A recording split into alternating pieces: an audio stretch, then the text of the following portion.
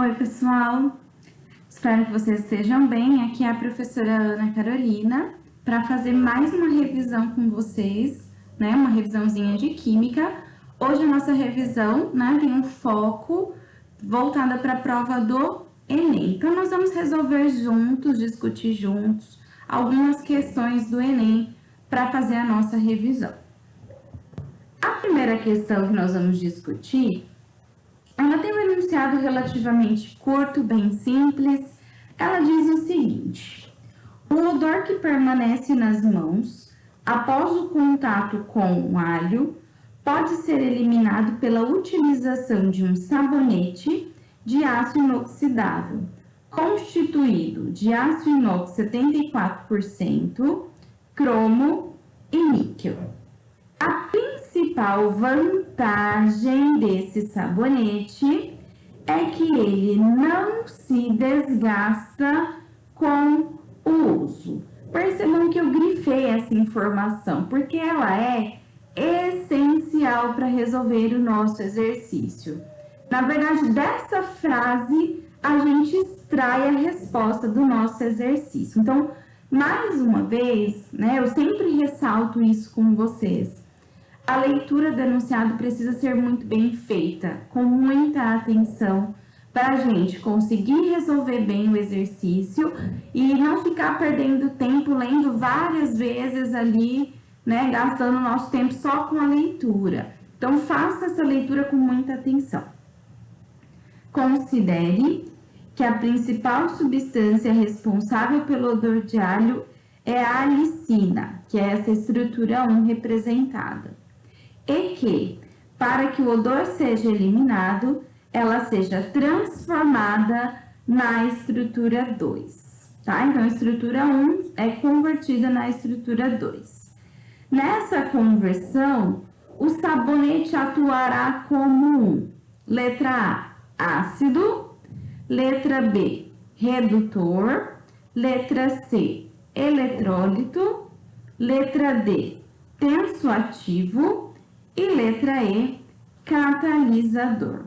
Olha só como a leitura é indispensável.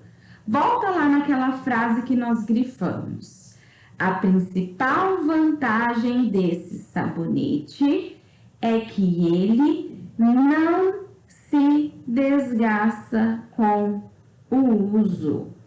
Pessoal, quando a gente pensa nisso, né, esse sabonete de aço inoxidável, ele está atuando de alguma forma, né, para a conversão da estrutura 1 na estrutura 2, que é uma reação, seria ali uma reação de oxirredução, mas o texto está me fazendo essa informação extremamente importante, né? O texto afirma que não há o desgaste do sabonete, ou seja, esse sabonete aí de aço inoxidável, ele está atuando como um catalisador, né, para que a estrutura 1 seja convertida na estrutura 2.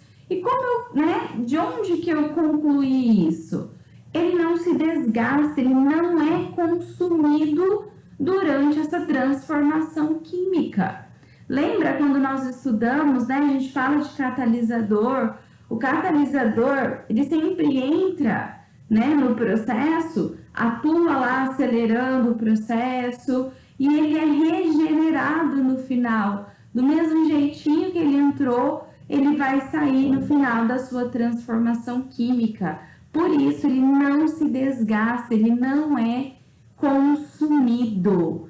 Então, se aquela frase, né, para quem aquela frase chamou atenção, não teria a menor dúvida na hora de marcar que ele é um catalisador, certo?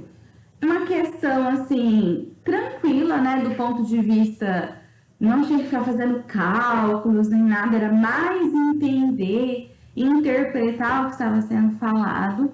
O enunciado nem era tão grande assim, né, então, de repente, eu li uma vez, fiquei na dúvida, dava tempo de ler de novo ali com bastante atenção. Então, comparado com muitas questões, até que essa questão ela é bem tranquila, certo? Se você tinha esquecido aí o que é um catalisador, pause um pouquinho o vídeo da nossa revisão, anota aí no seu caderno, porque o conceito, né, entender o que é um catalisador é extremamente importante, certo? A nossa próxima questão diz o seguinte: a utilização de corantes na indústria de alimentos é bastante difundida e a escolha por corantes naturais vem sendo mais explorada por diversas razões. A seguir são mostradas 3 estruturas de corantes naturais. Bom, galera, nós temos aqui 3 estruturas dos corantes, né? Ele deu aí a estrutura da bichina, presente no urucum, a estrutura do licopeno, presente no tomate, e a estrutura do beta-caroteno, presente na cenoura e na laranja. Pergunta: a propriedade comum às estruturas que confere cor a esses compostos é a presença de, né? Ele dá várias características: cadeia conjugada, cadeia ramificada, átomos de carbonos terciários, ligações duplas do tipo cis, hibridização sp3. Então, pera lá, pessoal. É importante a gente dizer num exercício como esse que alguns compostos orgânicos, eles possuem a característica, né, de apresentar uma coloração bem intensa, bem forte, que é o caso aqui dos compostos apresentados nesse exercício. E essa característica, né, de apresentar essas colorações, isso ocorre devido a uma propriedade de hiperconjugação que esses compostos apresentam, tá? Mas espera um pouco, né? O que é essa tal de hiperconjugação? Presta atenção aqui, né? Perceba que eu tenho várias ligações duplas, né, nessas estruturas, de todos eles, né? De todos esses corantes apresentados. Mas mais importante do que perceber essas ligações duplas, vocês perceberem que essas ligações duplas estão alternadas, ou seja, elas estão conjugadas. Lembra quando a gente estuda o benzeno, né, que a gente está estudando os hidrocarbonetos, a gente fala, né, daquelas ligações duplas conjugadas. Elas vêm intercaladas com uma ligação simples. Então, você tem uma dupla, uma simples. Uma dupla, uma simples. Isso é uma cadeia conjugada. Então, todos esses corantes aí possuem ligações dupla conjugada. Percebam aí que está intercalando, né? Em parte da cadeia você tem intercalado. Dupla, simples, né? Esse é o sistema conjugado. Ocorre a mesma coisa nas 3 estruturas. Isso, né, essa característica das duplas conjugadas é o sistema de hiperconjugação, né? Quando você tem lá as ligações duplas conjugadas, é disso que eu estou falando. Essa característica de ter as ligações dupla conjugada é o que confere, né, aos compostos orgânicos uma capacidade de absorver a energia e devolvê-la na forma de luz, tá? E isso, né, essa propriedade ocorre justamente em função desse sistema conjugado, onde você tem a movimentação dos elétrons, né, que é o fenômeno da ressonância, que a gente estuda, né, quando a gente fala do benzeno, por que o benzeno é tão estável, né, que as ligações dele, os elétrons π ficam se movimentando, por isso que a gente usa aquele círculo para representação, né, do benzeno. É justamente esse fenômeno que dá essa propriedade a esses compostos. Então, o que explica, né, a cor nesses compostos orgânicos é possuírem uma cadeia conjugada. Muitos alunos já me procuraram para falar, mas eles também têm cadeia ramificada, né? Eles também têm átomos de carbono terciário. Pessoal, eu sempre chamo a atenção de vocês e vou falar novamente sobre isso. Quando a gente está fazendo um exercício, né, um segredo, assim, né, para a gente não errar, é entender muito bem o que está sendo perguntado. Porque muitas vezes eu posso ler uma alternativa e o que está escrito nela não ser uma coisa errada, né? Ah, eles têm cadeia ramificada. Sim, eles têm cadeia ramificada. Mas isso responde ao que está sendo perguntado? Ter a cadeia ramificada tem alguma coisa a ver com ter cor esses compostos? Entendeu? Então não é simplesmente ver o que eles têm em comum, tá? Se a gente for ver, acho que praticamente quase tudo aí tá certo. Eles possuem quase tudo isso daí em comum. Só que as outras propriedades em comum não respondem, não estão relacionadas com a questão da cor. O que está relacionado com a questão da cor é o fato da conjugação, tá? Da cadeia ser conjugada. Então, fiquem sempre muito atentos à pergunta. Não saiam procurando uma alternativa sem entender o que está sendo perguntado no exercício, certo? Vamos para a nossa próxima questão. A próxima questão diz o seguinte: os hidrocarbonetos são moléculas orgânicas com uma série de aplicações industriais. Por exemplo, eles estão presentes em grande quantidade nas diversas frações do petróleo e normalmente são separados por destilação fracionada. Né? A gente fala muito sobre o processo de separação dos componentes do petróleo durante a nossa aula de separação de misturas. E essa separação ocorre com base em suas temperaturas de ebulição, né? Nas diferentes temperaturas de ebulição dos componentes. O quadro apresenta as principais frações obtidas na destilação do petróleo em diferentes faixas de temperatura. Então, pera lá, ele te deu uma tabela, nós temos aqui na sequência, né? Essa tabela contendo diferentes informações das diferentes frações obtidas aí na destilação do petróleo. Então, ele me deu 4 frações.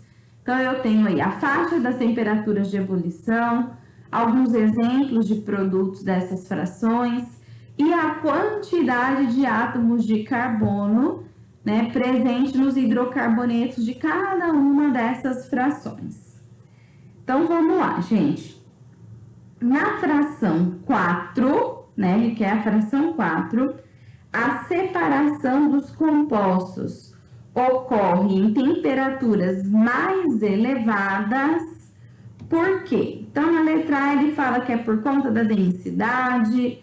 Na letra B, por conta do número de ramificações, solubilidade, forças intermoleculares. Então, vamos analisar isso daí, pessoal. Bom, nesse exercício, então, o foco dele é na fração 4 do petróleo, que, como a gente pode observar aqui nessa tabela, é a fração que contém, né, maior número de carbonos, ó, de 14 a 18 carbonos, né, na cadeia. E também com elevadas temperaturas de ebulição. Ele deu como exemplo aí o óleo diesel.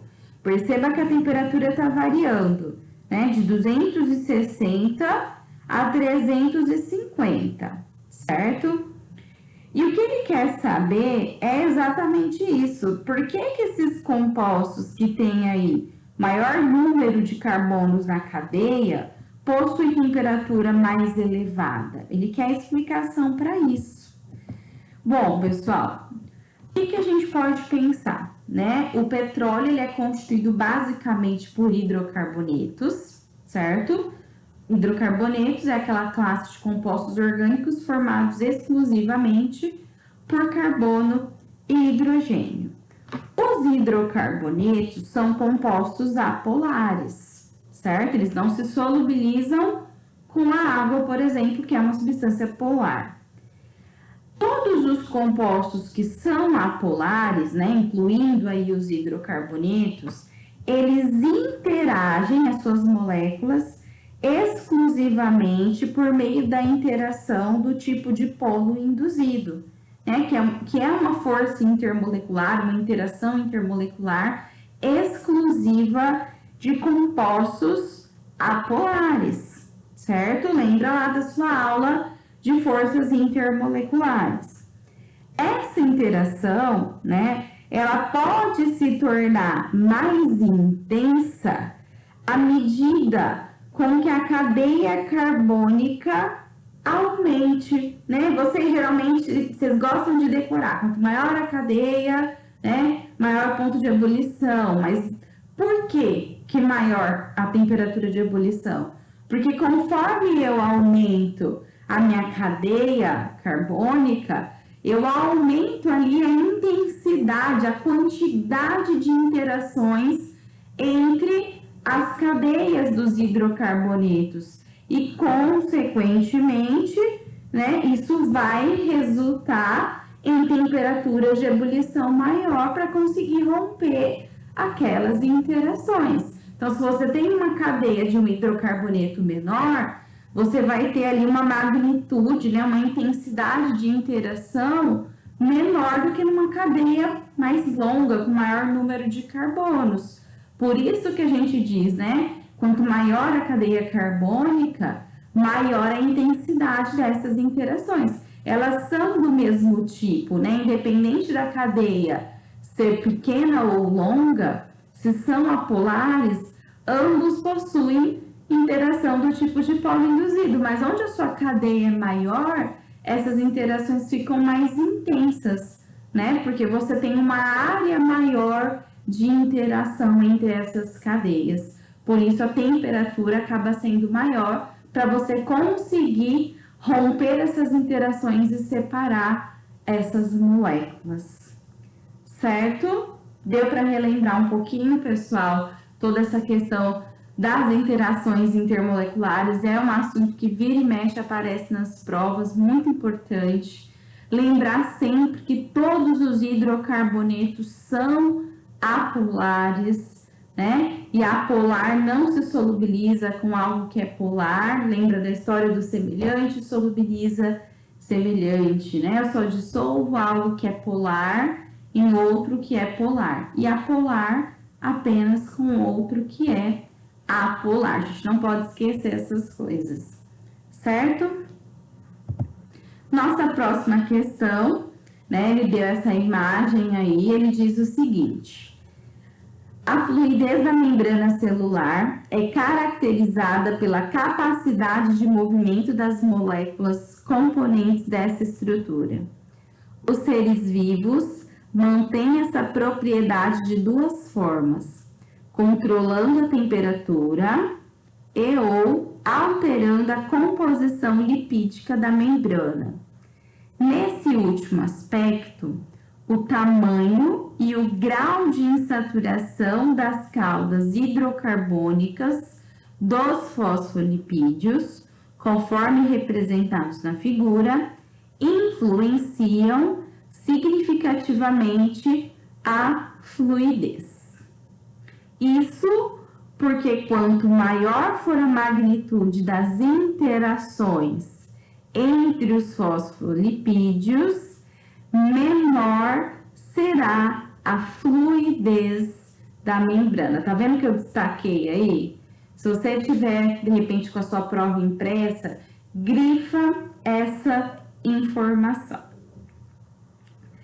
Bom, ele deu aí uma representação geral, né, da estrutura de um fosfolipídio, explicando, né, o que é a cauda hidrocarbônica, a cabeça polar, né, da estrutura do fosfolipídio, e depois ele me deu aí, né, 5 modelos de bicamadas, e ele quer saber qual dessas bicamadas lipídicas apresenta maior fluidez.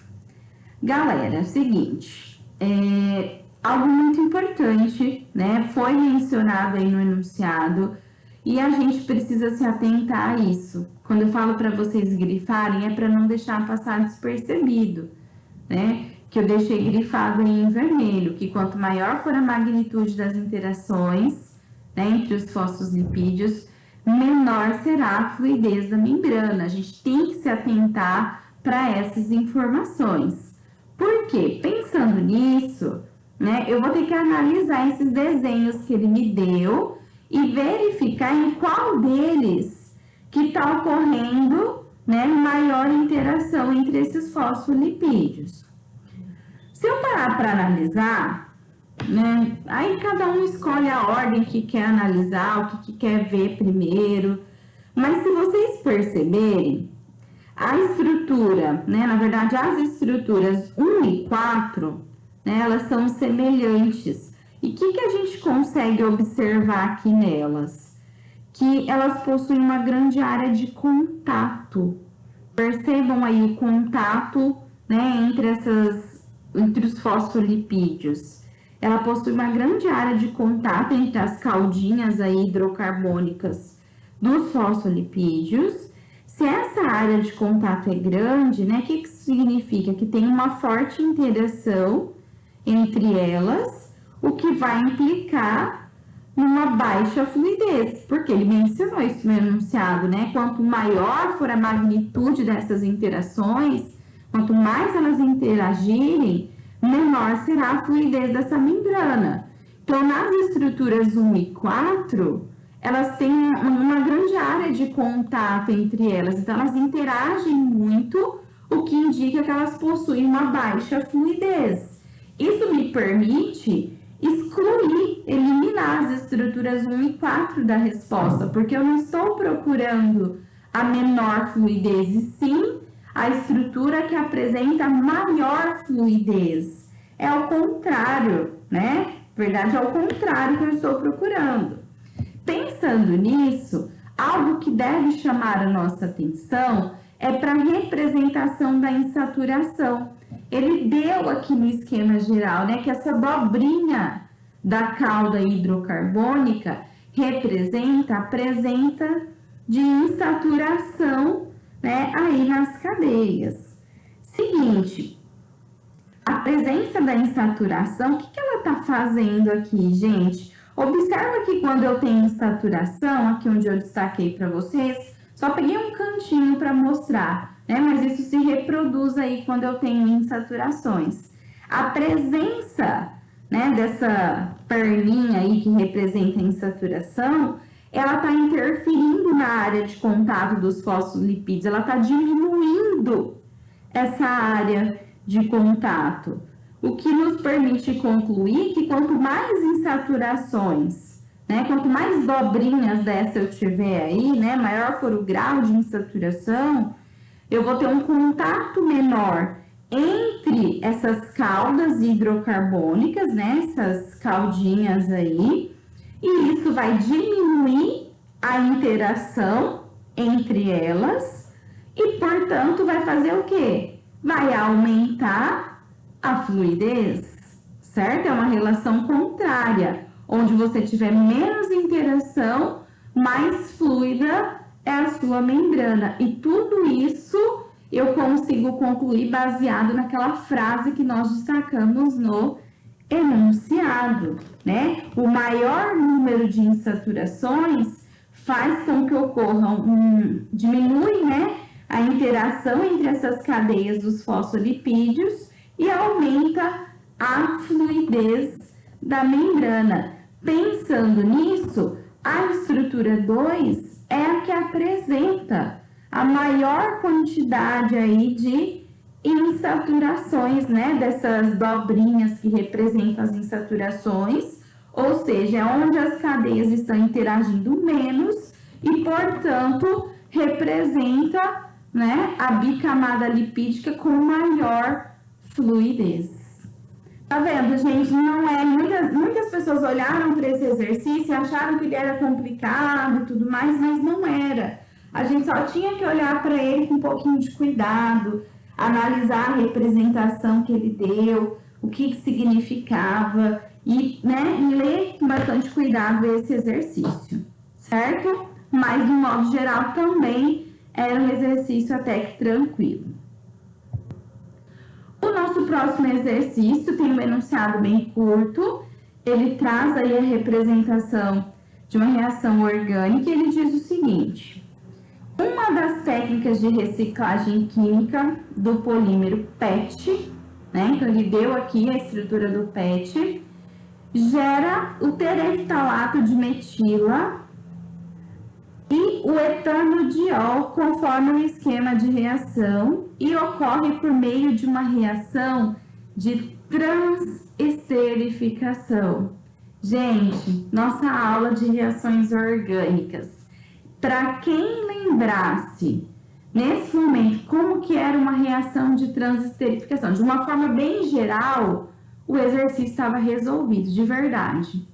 Para quem lembrava, eu falo para vocês assim, se você não vai dar tempo, nossa, de estudar, fazer muitos exercícios, mas olha a característica geral de cada uma daquelas reações. Ah, como que é uma reação de adição, né? O que eu preciso ter? Ah, beleza, uma reação de esterificação, de transesterificação, a característica geral de cada um, era disso que você precisava nesse exercício, tá? Era só isso que você precisava.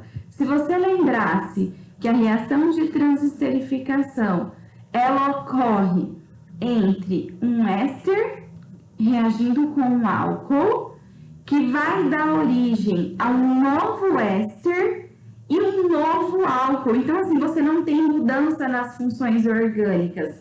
Ou, vamos supor que você esqueceu, mas você poderia perceber isso analisando aqui, né? Você tem um éster aqui na estrutura do PET e você tem depois aqui um éster no produto e álcool no produto. Talvez isso também pudesse te ajudar a lembrar, tá? Mas isso é característico das reações de transesterificação. Você tem um éster que reage com um álcool e vão dar origem a um novo éster e um novo álcool, né? Nas condições adequadas ali de temperatura e pressão. Isso, né? Resolveria a nossa vida, porque ele quer saber justamente quem é esse composto A representado no esquema de reação. Se você não lembrasse isso, você até poderia analisar, né, como é que está aí o seu composto para tentar chegar na estrutura do A. Só que você levaria um tempo bem maior do que se você lembrasse do que era uma reação de transesterificação. Porque quando você vai analisar as alternativas, ó, na letra A, metano. Então, aqui precisava também lembrar um pouquinho lá das nossas aulas de nomenclatura de compostos orgânicos, né? Metano é o nome de um hidrocarboneto, ou seja, não serve, a gente está em busca de um álcool, porque se o PET é um éster, o composto A só pode ser um álcool. Na letra B, nós temos a menção de um álcool, ele está falando do metanol. Essa terminação ol no nome é uma terminação característica dos álcoois. Na letra C, ele está falando de um éter metílico. Na letra D, ácido etanóico, uma nomenclatura de ácido carboxílico. E na letra D, ele está falando de um anidrido. Ele está falando do anidrido etanóico. Então, ele só menciona um álcool nas alternativas, né? Então, claramente, a gente já saberia que a resposta é o metanol. Então, percebam que ele era muito mais tranquilo do que o que a gente imaginava. Se você tivesse mais de um álcool nas alternativas, aí você teria que analisar o que era o seu reagente, qual foi o produto formado para você chegar na estrutura do álcool, né, em questão. Mas estava muito mais tranquilo do que a gente imaginava. Se você só lembrasse do conceito de reação de transesterificação, seu problema já estaria resolvido, certo? Bom, pessoal, fica a dica para vocês revisarem as características principais das reações orgânicas, tá? Não precisa ficar sofrendo com o mecanismo de reação, não, mas a característica geral mesmo, né? O que eu preciso ter para ter uma reação de adição, uma substituição, uma eliminação, a característica geral mesmo, tá? Para a hora que vocês se depararem com uma situação como essa, vocês terem um pouco mais de segurança na hora de resolver esse tipo de questão. Tudo bem? Vamos seguir então? Eu até marquei aqui para vocês, tá? Para quem quiser, eu quero explorar um pouquinho mais essa reação, eu deixei aqui marcadinho, tá? Para você entender quando você forma aqui os produtos da transesterificação, para você, até aconselho você pegar aí no seu caderno, abrir essas estruturas mesmo, as ligações, para você enxergar melhor o que está acontecendo, ver a parte que veio correspondente ao PET, a parte que veio correspondente ao composto A, que a gente descobriu que é o álcool, né? Esse seria o caminho para você descobrir a estrutura desse álcool. Como eu disse para vocês, né? Nesse exercício, você não precisava de tudo isso se você lembrasse o que era a reação de transesterificação, porque ele não te deu mais de uma opção de álcool nas alternativas.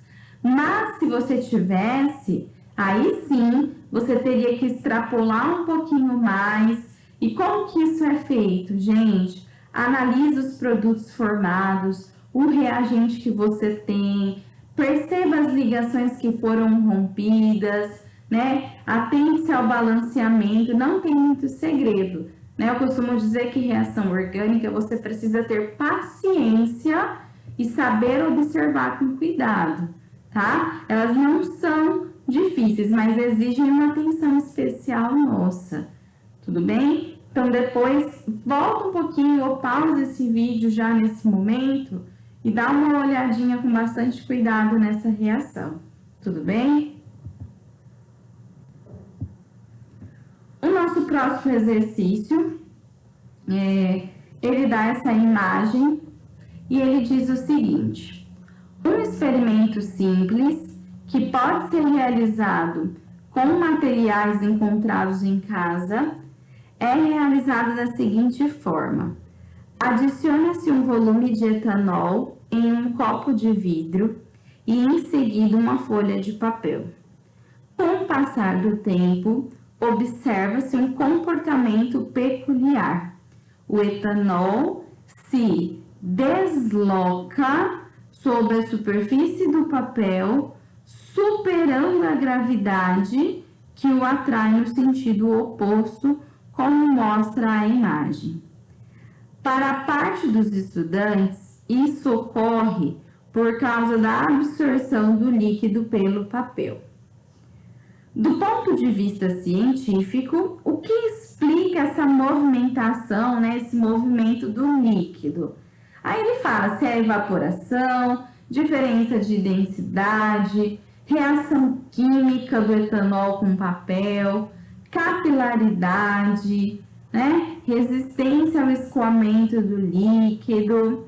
Pessoal, talvez muitos de vocês já tenham até feito esse tipo de experimento na casa de vocês mesmo, tá? A gente tem uma questãozinha aqui sobre cromatografia, tá? Já apareceu várias e várias vezes questões sobre cromatografia. A cromatografia nada mais é que um método de separação de misturas também, né? Um método de separação. E a cromatografia, ela ocorre, né, através de dois meios. A fase fixa, que nesse caso para nós é o papel de filtro, e a fase móvel, que é o líquido, né, que está subindo aí pelo papel. Quando você coloca, né, esse papel no líquido, o que a gente observa? O líquido, ele se move, né, ao longo do papel, ele vai subindo ali pelo papel. E o fenômeno que permite que esse líquido vá caminhando ali, né, vamos dizer assim, se movendo, essa fase móvel vai se movendo pela fase fixa, que é o seu papel, esse fenômeno se chama capilaridade, tá? E a capilaridade ocorre de que maneira?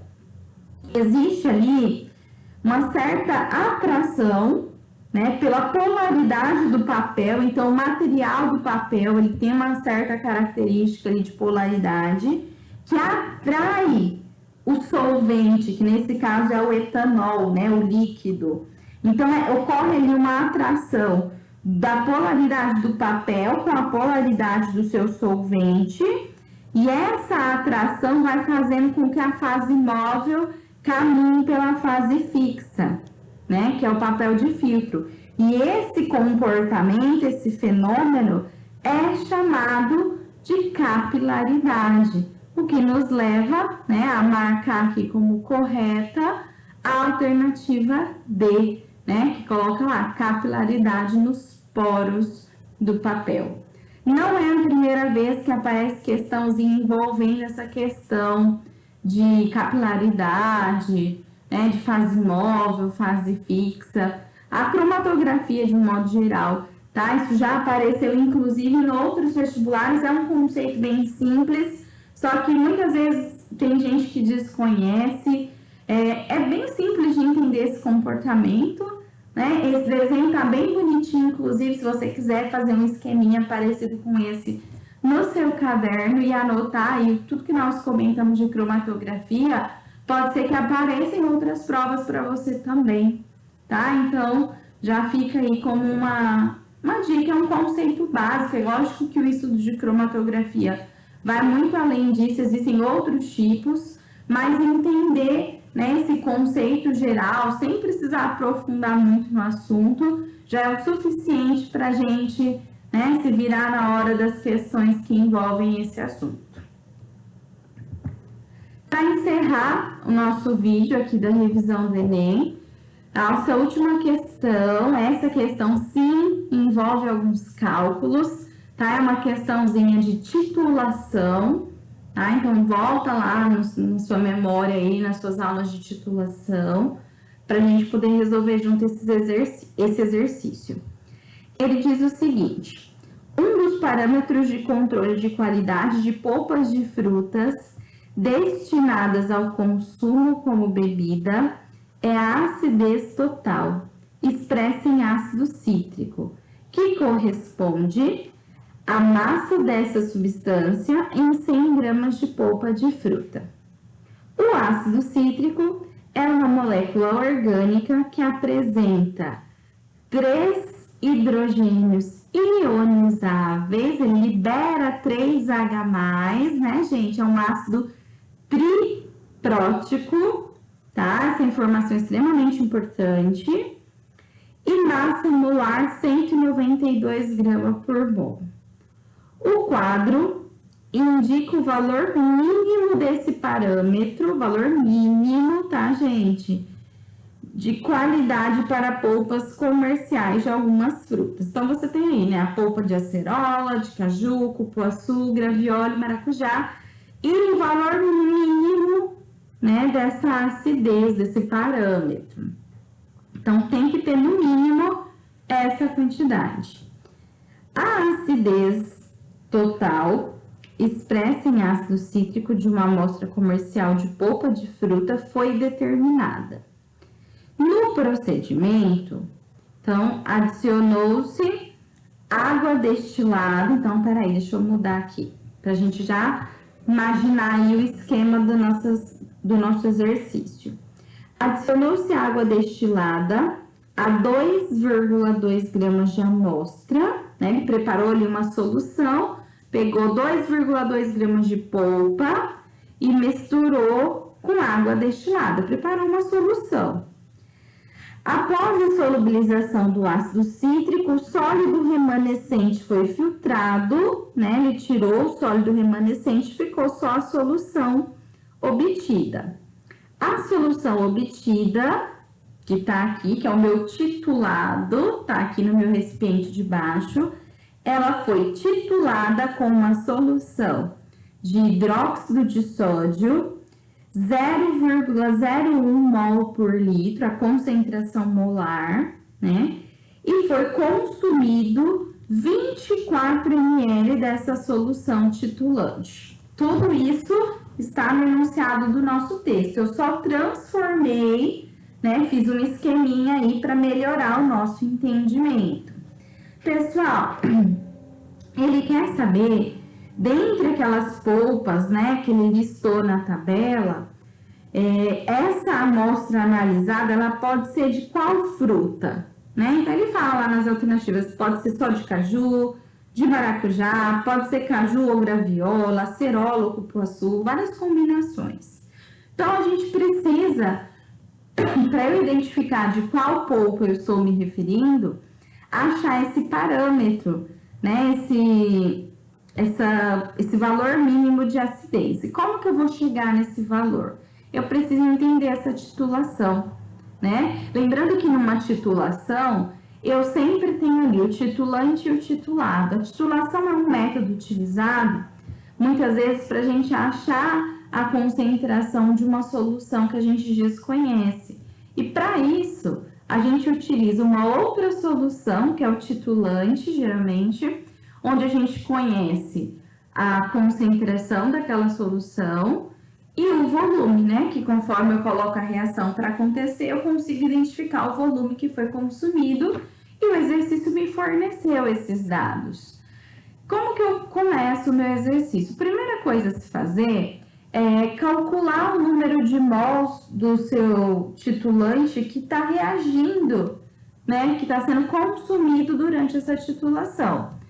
Muito fácil a gente fazer isso. Você tem dois caminhos, né? Você pode fazer utilizando fórmula, você pode fazer por regra de 3, tá? Eu vou adotar a regra de 3, porque eu sei que é o que a maioria costuma fazer, para não ficar decorando mais e mais fórmulas, né? Então, da concentração molar, a gente sabe que eu tenho 0,01 mol de NaOH em 1 litro de solução, 1 litro 1000 ml, certo? Só que você consumiu durante esse processo de análise 24 ml da solução de NaOH. Então, quantos mols você consumiu na titulação? Chamei de X, né? Resolvendo essa regra de 3, eu cheguei ali em 24 vezes 10 elevado a menos 5 mol de NaOH que foi consumido aí, né, na reação com a sua solução da polpa com a solução titulante, que é a solução de NaOH. Sabendo disso, é extremamente importante que a gente saiba como está acontecendo essa reação química, né, do ácido cítrico presente na polpa com o NaOH. Então, a gente tem aí uma reação de neutralização, né, o ácido cítrico reagindo com o hidróxido de sódio, que vai formar sal e água. Não me interessa muito as fórmulas aqui, vocês perceberam que ele nem deu a fórmula do ácido cítrico, mas, em compensação, ele disse no enunciado, eu falei para vocês no momento que a gente estava lendo que aquela informação seria importante, que o ácido cítrico apresentava 3 hidrogênios ionizáveis, 3H+, ele libera, ele é um ácido triprótico. O NaOH, né, é uma monobase, ela só libera um OH-. Para neutralizar, né, eu preciso de cada H+, precisa de um OH- para formar água. Se o seu ácido está liberando 3H+, então você precisa de 3 OH- para a formação da água. Por isso que a proporção entre o ácido cítrico e o NaOH fica de 1 mol de ácido cítrico para 3 mols de NaOH, né? Porque cada mol de ácido cítrico já libera os 3H+. E cada NaOH só tem um OH-. Então, você precisa de 3 mols, né? Para a proporção ficar adequada. Se cada mol de ácido cítrico reage com 3 mols de NaOH, então olha só a importância da leitura do enunciado, né? A gente tirou essa informação do enunciado. Então, né, gente, de novo, leiam com cuidado, tá bom? Então, se eu tenho 1 mol de ácido para 3 mols de base, e foi utilizado nesse processo que a gente descobriu lá no primeiro passo da resolução, 24 vezes 10 a menos 5 mol de NaOH, quanto de ácido cítrico, então, tem nessa minha amostra que está reagindo com essa quantidade de NaOH. Fazendo essa regrinha de 3, a gente chega em 8 vezes 10 a menos 5 mol de ácido cítrico. Aí a gente vem aqui dando continuidade no nosso exercício, depois que a gente achou essa relação em mol, né? Só que se vocês olharem lá na tabela, não tem nada expresso em mol. Eu vou ter que, né, usar essas informações em gramas. Então, o próximo passo seria a gente calcular, né, a massa de ácido cítrico nessa amostra em gramas, para a gente poder comparar. Ele me deu no enunciado que 1 mol do ácido cítrico é 192 gramas, né? Ele me deu a massa molar. Então, 192 gramas é 1 mol de ácido cítrico. Nós vimos que tem 8 vezes 10 a menos 5 mol de ácido cítrico, né? Dentro dessa amostra que ele titulou. Só que eu não quero em mol, eu quero em grama. Então, a gente faz aí, né? Em gramas, faz uma regrinha de 3. Transforma esse 8 vezes 10 a menos 5 mol, você chega que ele equivale a 0,011536 gramas de ácido cítrico. Pessoal, coragem nessas continhas aí, tá? Não fica com preguiça, não. Pensando nisso, né? O que a gente sabe? Que essa massa de ácido cítrico que reagiu ali na minha titulação, ela está presente naquela amostra de polpa. Lembra que ele falou que ele pegou 2,2 gramas de polpa, adicionou água, né? Ele eliminou o sólido remanescente e o ácido cítrico ficou lá dissolvido.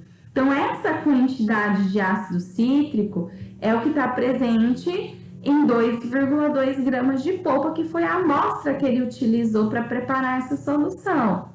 Só que na tabela, se você olhar na sua coluna lá onde ele dá os valores mínimos de acidez, ele expressa isso em grama de ácido cítrico para cada 100 gramas de polpa.